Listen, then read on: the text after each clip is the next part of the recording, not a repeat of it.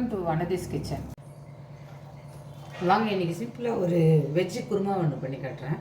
ஒரு 3 வெங்காயத்தை வந்து பெரிய பீஸ் வெங்காயத்தை வந்து இந்த மாதிரி ரஃபாக கட் பண்ணி ஒரு 2 ஸ்பூன் எண்ணெய் வச்சு அதில் போட்டு இது வதக்கிக்கலாம். ஒரு குருமாவுக்கு தேவையான பூண்டு ஒரு 6-7 பல் போட்டிருக்கேன். ஒரு 2 துண்டு இஞ்சி இது நல்லா வதக்கிட்டு இது வந்து நல்லா வந்து மிக்சியில் அரைச்சிக்கலாம்.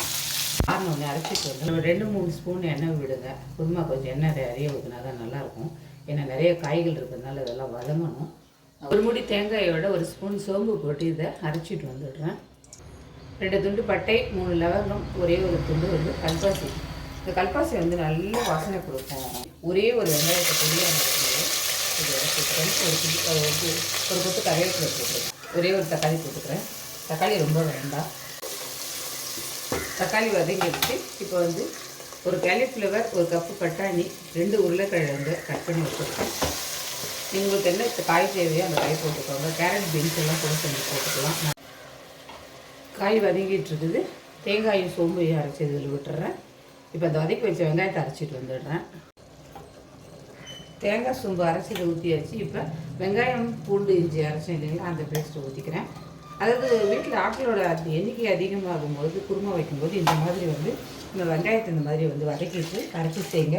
அது டேஸ்ட்டாகவும் இருக்கும். அதே சமயத்தில் அளவும் அதிகமாக வரும். உங்களுக்கு தேங்காயோட அளவு அதிகமாக போட்டுகிட்டே இருந்தாலும் உடம்புக்கு நல்லது இல்லை.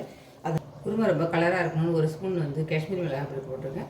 மீதிக்கு வந்து நம்ம குழம்பு மிளகாய் போட்டுக்கலாம். ஒரு 3-3.5 ஸ்பூன் போடுறேன். ஏன்னா தேங்காயெல்லாம் அரைச்சி விட்ருக்கோம், வெங்காயம் அரைச்சி விட்ருக்கோம், கொஞ்சம் ஸ்வீட்டாக இருக்கும்.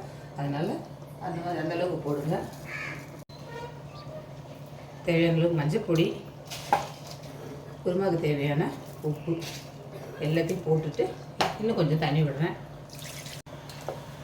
எல்லாம் தேவையான எல்லாம் போட்டாச்சு. இப்போ அப்படியே வந்து மூடி வந்து ஒரு 3 விசில் வச்சு இறக்கிட்டோம்னா எல்லா காயும் வெந்துடும்.